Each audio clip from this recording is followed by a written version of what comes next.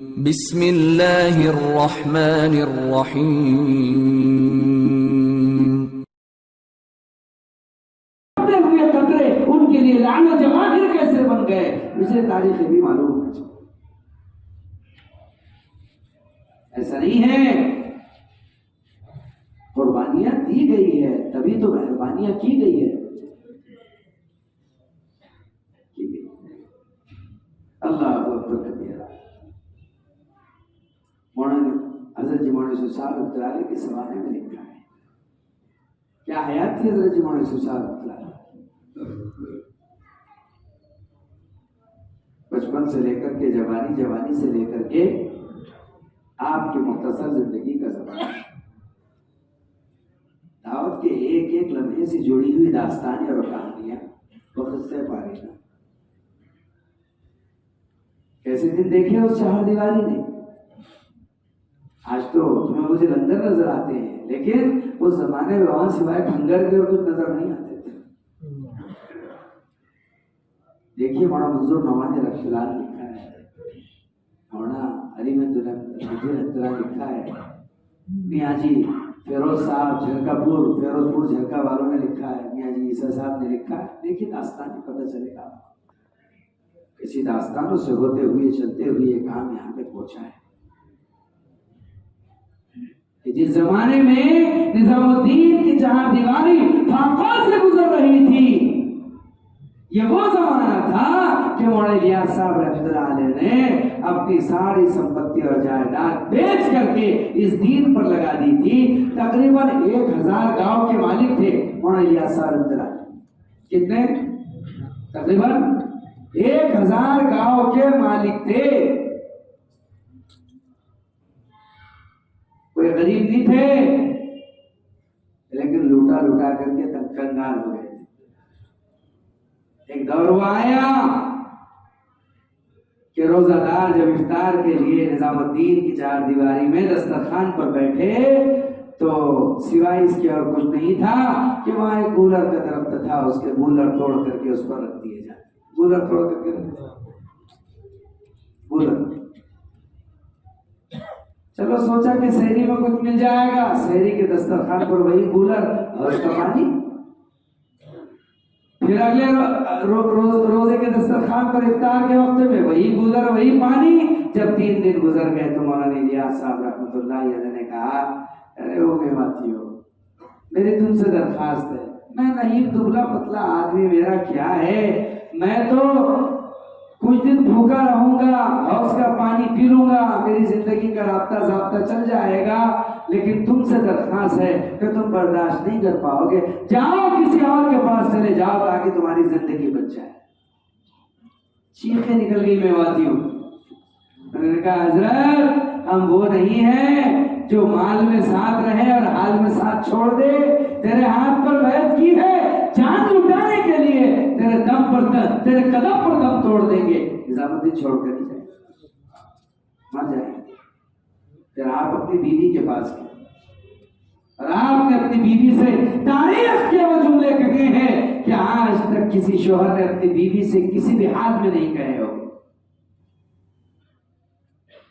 کہا اے اللہ کی بندی، تو جاگیرداروں کے خاندان کی ہے، مالداروں کے خاندان کی ہے، لیکن میرے دسترخوان پر تجھے سوکھے ٹکڑے بھی نصیب نہیں ہو رہے۔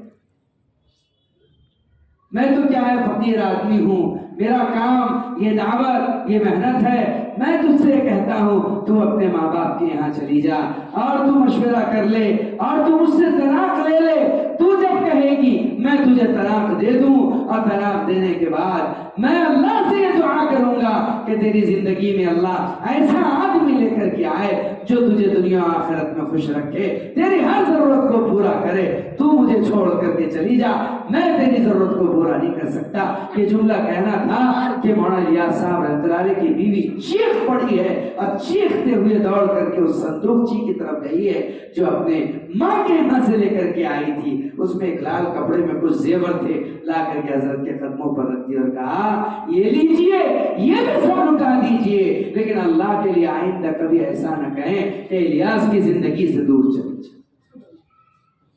اس خاندان کی بہو کے کان میں کسی کے کچھ نہیں رہا، किसी के हाथ में कंगन ना रहा, पैर में पाजेब न रहा, जिस खानदान का सब कुछ लुट गया हो, वो काम के मिटने का सबब कभी नहीं हो सकता।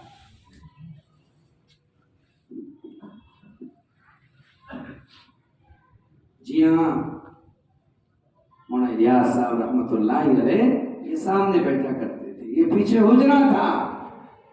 जिद कर रहे हैं मौलाना यूसुफ साहब रहमतुल्लाहि अलैह, छोटे हैं, अम्मा भूख लगी है, पेट भर खा रहा है, अतड़ियों में बना रहा है, अब भूख बर्दाश्त नहीं होती। माँ ने कहा बेटे तहखाने में जाओ, एक संदूक हुआ करता था ताबूत की तरह, उसमें कुछ आटा होगा लेकर के आओ, मैं तुम्हें आटे से रोटियां बना देती हूँ, ये प्याज है काट करके इसका सालन बना देती हूँ। दौड़ कर गए किसी के साथ में बाती को लेकर, खूब उसको हिलाया, खूब उसको बजाया, बहुत सारा उससे आटा निकल करके आया। वो आटा लेकर के आए, बड़े खुश थे कि आज रोटी खाएंगे। माँ ने रोटियां बनाई, रोटियां पकाई और उस कटी हुई प्याज का सालन बना दिया। बस खाना खाने के लिए बैठे ही थे कि बाहर से मौलाना इलियास साहब रहमतुल्लाहि अलैह की आवाज आई कि बेटे यूसुफ, घर में खाने की खुशबू आ रही है, देखो अल्लाह के रास्ते की एक जमात आई है, मेहमान आए हैं, बेटे जो है लेकर के आ जाओ। उठता हुआ लुकमा मुंह तक पहुंचता हुआ हाथ रुक गया। तो खाना उठाया, उठा करके वैसे वैसे ले गए, दस्तरखान बिछाया। चंद जमात के लोग आए थे, ये सोचते रहे इनसे बचे तो मुझे मिले। वो खाना खा गए, कुछ रोटी के कट बचे थे, थोड़ा सालन था, उसी को गनीमत जानकर अंदर लेकर के आए। फिर दस्तर पर बैठे, फिर लुकमा उठाया ही था कि फिर अब्बा जी की आवाज आई, बेटे यूसुफ जो ले गए हो वापस लाओ। देखो एक साथी और आया है, आए ला करके वो रख दिया, वो खाता रहा, ये रोते रहे और रोते रोते आंखें सूज गई, हिचकियां बन गई। माँ ने अपने बेटे को अपने सीने से लगा लिया, इसलिए कि अब दिलासा देना मुश्किल था। जब हिचकियां सिचकियां हद से बढ़ी तो मौलाना इलियास साहब रहमतुल्लाहि अलैह के कानों में जा पड़ी। कहा मौलाना इलियास साहब रहमतुल्लाहि अलैह ने, यूसुफ की माँ क्यों रो रहा है यूसुफ? कहा कि अल्लाह की तरफ से वो रिस्क उसका मुकद्दर नहीं था जो मेहमानों का था। बड़ी भूख के बाद लुकमा सामने आया था, क्या पता था कि वो किसी और का मुकद्दर है। भूख की वजह से बिलख रहा है, बस अपनी औलाद की ये भूख चोट बन करके दिल पर पड़ी थी। और आज जो बंगले वाली मस्जिद में आप निजामुद्दीन की चार दीवारी में मौलाना इलियास के जमाने की वही जगह, वही मस्जिद देख रहे हैं, आप उसी में जाकर अपने रब के सामने धड़ाम से गिरे थे और बिलबिला उठे थे, कब कपा कर थरथराते होठों से आपने निजामुद्दीन के लिए अल्लाह से कुछ मांगा था। और जब आप निकले थे रोते हुए, सुर्ख आंखों से निकले थे और ये कहते हुए यूसुफ और उसकी माँ के पास से गुजरे थे, यूसुफ की माँ कह दे यूसुफ से तू भी सब्र करे, वो भी सब्र करे, मैंने अपने अल्लाह से मान लिया है कि क़यामत तक इस चार दीवारी में फाका ना है। अब जिसे उस मजलूम की बात पर यकीन है वो यकीन कर ले, जो तबलीग का कच्चा है वो यकीन ना करे कि कोई वही है, कि कोई कुरान है, कि कोई हदीस है, उसका मसला।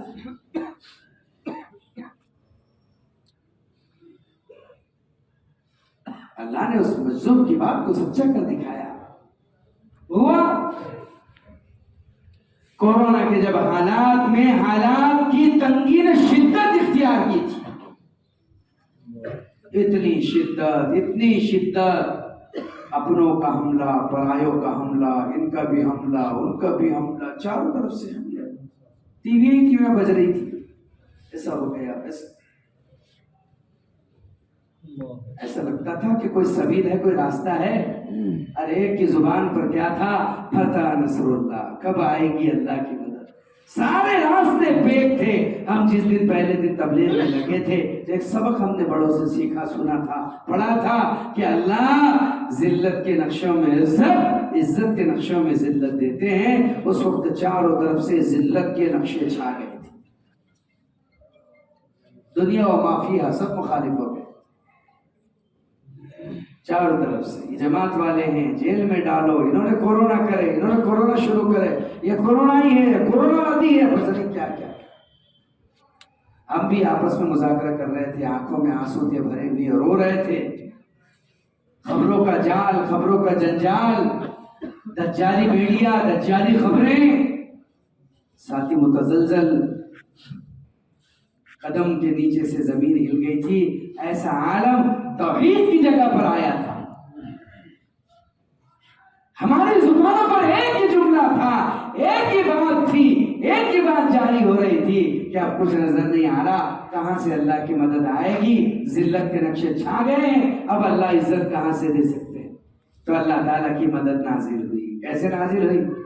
جب زمانے نے خفا ہو کر میرے خون پر تہمت وبا رکھی، جب زمانے نے خفا ہو کر میرے خون پر تہمت وبا رکھی تو اللہ نے اسی خون میں کورونا کی شفا رکھی۔ دوڑ کر کے آ گیا، ارے جماعت والوں کے پلازما میں کورونا کی موت نکل گئی۔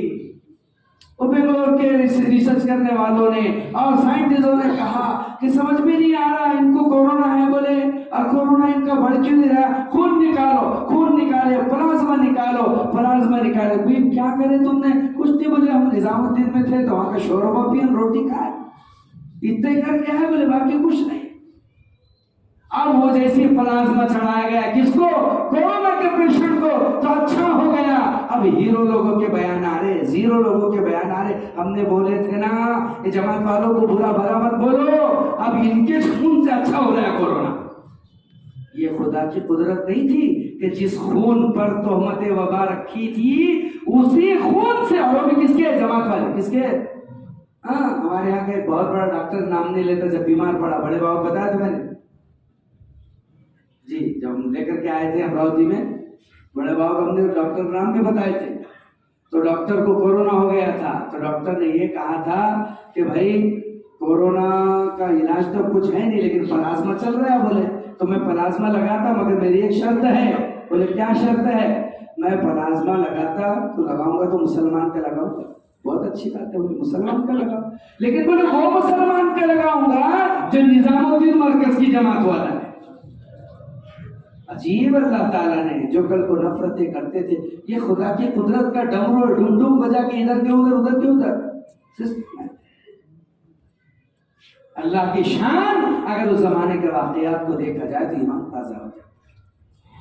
اللہ نے اپنی قدرت سے کیا کیا؟ سارے بادلوں کو چھانٹا، سارے بادل ہٹے، سارے گھمسان ہٹے، اور ساری دنیا جو انگشت بدندہ تھی آج دیکھ رہی ہے، پھر سے بیرون کی جماعتیں اندرون میں آ رہی ہے، اندرون کی بیرون میں جا رہی ہے۔